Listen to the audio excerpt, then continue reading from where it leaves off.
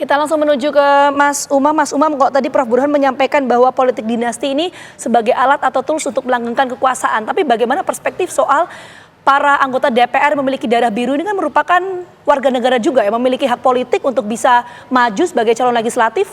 Bagaimana menjawab soal ini? Ya, memang kalau misal bicara tentang konteks hak, kalau menggunakan argumen human right, memang diatur juga dalam konteks Declaration of Human Rights di PBB, tepatnya di pasal 21 ya, itu yang kemudian membahas tentang hak untuk berpartisipasi dalam politik. Tetapi juga kemudian dalam konteks kehidupan bernegara, apalagi dalam sistem demokrasi yang juga harus equal, harus memberikan ruang yang sama bagi semua, maka semua itu memang membutuhkan pengaturan. Nah, oleh karena itu kalau misal kemudian di lembaga-lembaga profesional itu ada semacam aturan terkait dengan COI, jadi conflict of interest.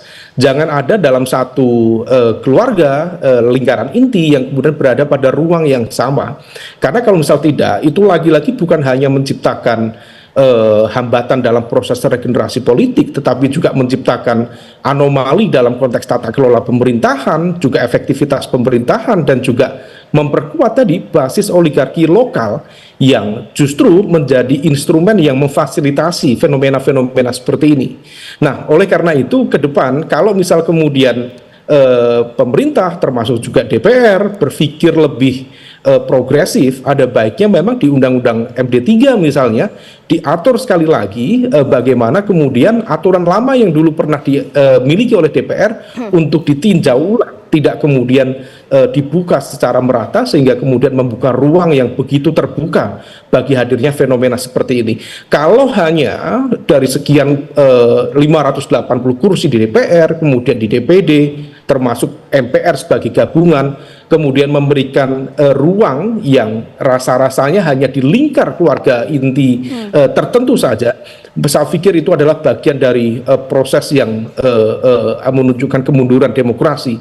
Tidak ada perdebatan atau tidak ada perbedaan secara substantif yang justru akan melahirkan cara pandang dalam konteks demokrasi yang anomali ya, tetapi juga dalam konteks pemerintahan menunjukkan kemudian tren yang semakin tidak profesional dan juga tidak begitu kredibel ke depan. Mbak Vita. Baik, kita ke Prof. Burhan. Prof. Burhan, ini kan kalau misalnya tadi Anda katakan bahwa ada privatisasi partai, kemudian ada privilege yang diberikan, tapi kan di sini masyarakat sebagai pemberi suara atau sebagai pemilih juga tidak hanya menjadi objek, tapi dia juga bisa menjadi subjek untuk memberikan suaranya kepada darah biru politik atau tidak. Ini seperti apa, Prof? Ya, ya betul ya. Jadi ini peran publik menjadi sangat krusial. Sepanjang publik tidak memberi semacam punishment kepada caleg atau calon pejabat publik yang berafiliasi dengan politik dinasti dan kinerjanya buruk, ya sepanjang itu pula dinasti politik akan tumbuh subur gitu ya. Jadi ini terlihat pola-pola politik dinasti yang makin beraneka ragam nih Aditya ya. Ada dinasti politik warisan keluarga. Jadi suatu daerah itu berganti-ganti aja tuh, dari suami ke istri, kemudian ke anak. Itu udah muncul di beberapa daerah seperti itu. Kemudian ada dinasti politik lintas cabang kekuasaan. Misalnya kayak kasus Kutai Timur. Ya. Itu suami bupati, istrinya DPRD gitu ya. Kemudian ada juga dinasti politik lintas daerah kayak di Banten ya. Kemudian di Sulawesi Selatan ya, ada yang berkuasa di Serang, ada yang berkuasa di Kabupaten Serang, di Tangsel dan seterusnya. Jadi memang menjadi sangat dominatif ya politik dinasti belakangan, dan itu menjadi salah satu ciri menurunnya demokrasi kita. Karena salah satu unsur pokok demokrasi adalah persaingan. Dan dinasti ini itu mengurangi persaingan di level elit, karena dinasti politik mendapatkan kayak semacam privilege atau karpet merah. Yang kedua, mengurangi persaingan pada tingkat masyarakat. Ya. Karena tadi mereka punya sumber daya yang kuat, termasuk urusan political politik. Ya, Prof. Burhan, mungkin saya ingin perjelas dulu pertanyaannya. Pertanyaan maksudnya begini, ini kan kita tahu ya bahwa dalam sistem pemilu ini kan rakyat memiliki hak suara untuk memilih.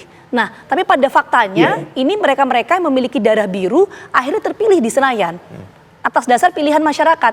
Jadi ini yang salah apa? Dalam sistem di masyarakatnya kah, sistem politiknya atau gimana? Ya, kan sistem proporsional terbuka kalau dalam konteks pemilu legislatif itu kan suara terbanyak yang akan maju atau terpilih sebagai anggota DPR kan. Nah, orang nggak mungkin milih kalau nggak kenal. Nah, kalau misalnya caleg dinasti itu ditempatkan di peringkat pertama, meskipun dalam sistem proporsional terbuka, nomor urut itu tidak penting, tetapi studi empirik saya menunjukkan caleg yang lolos umumnya adalah caleg dengan nomor urut kecil, 1, 2, 3. Nah, caleg dinasti umumnya berada di peringkat 1, 2, 3. Itu udah tidak adil, fitnah. Yang kedua, mereka mendapatkan sumber daya yang besar untuk sosialisasi, untuk menggunakan struktur partai, untuk pasang baliho spanduk dan menggunakan tim canvassing secara masif. Dan itu lagi-lagi tidak adil kepada caleg yang kompeten tetapi logistiknya cekak gitu. Caleg gua apa? Jadi orang kan nggak mungkin milih kalau misalnya mereka tidak mengenal para caleg yang kompeten.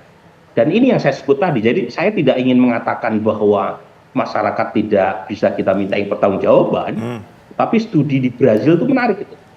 Di Brazil, kenapa caleg dinasti itu lolos? Karena mereka umumnya tidak tahu catatan rekam jejak negatif dari caleg dinasti tadi. Ketika diinformasikan bahwa caleg dari Brazil tadi punya catatan merah terkait dengan korupsi, masyarakat nggak mau pilih. Baik. Nah, jadi di Indonesia umumnya memilih karena faktor yang sangat basic. Mereka hanya kenal sama yang mereka pilih. Dan umumnya caleg yang punya popularitas tinggi adalah caleg dengan kekuatan sumber daya yang baik dan mendapatkan privilege. Dan mereka umumnya punya hubungan kekerabatan dengan elit partai. Ya, baik. Semoga apa yang disampaikan hari ini, kritik maupun masukan disampaikan ini dapat menjadi masukan bagi mereka yang hari ini terpilih di Senayan. Terima kasih sekali lagi kepada Prof. Burhan dan Mas Umam atas partisipasinya di dialog pada hari ini. Selamat sore, sehat selalu dan sukses selalu.